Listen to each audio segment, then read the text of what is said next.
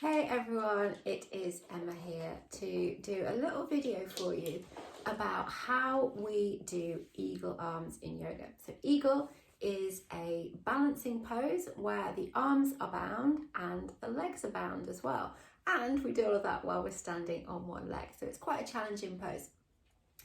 And in this pose, we bring the arms forward of the body and bring them in. So when we do that, we stretch the muscles in the back of the shoulders and across the upper back. So that's the rhomboids, the deltoids, and the supraspinatus, which is part of the four muscles of the rotator cuff.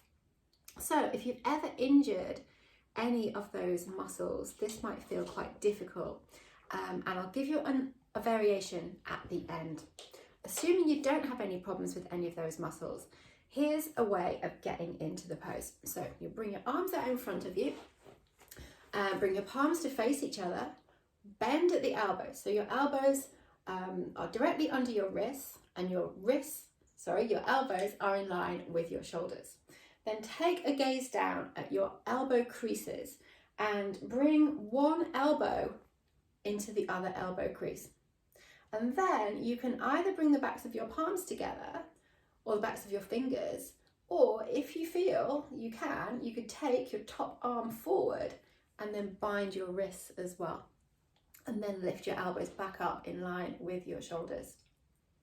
Okay, let's just roll the shoulders and give that a go on the other side. So bring the arms back out to shoulder height, palms face each other, bend at the elbow. So we've got a 90-degree bend here. And then we're going to look at the elbow creases, one elbow into the other elbow crease, at the other elbow this time. And then either the backs of the palms together or reach your top arm forward and see if you can cross at the wrist.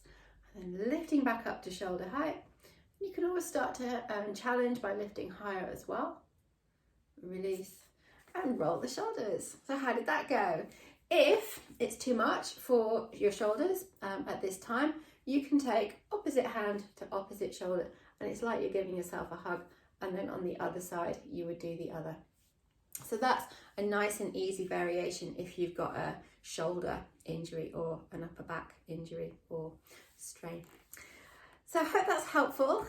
Give it a try, and if you have any questions, just come on into the Facebook group and one of us will be along to answer your question pretty soon.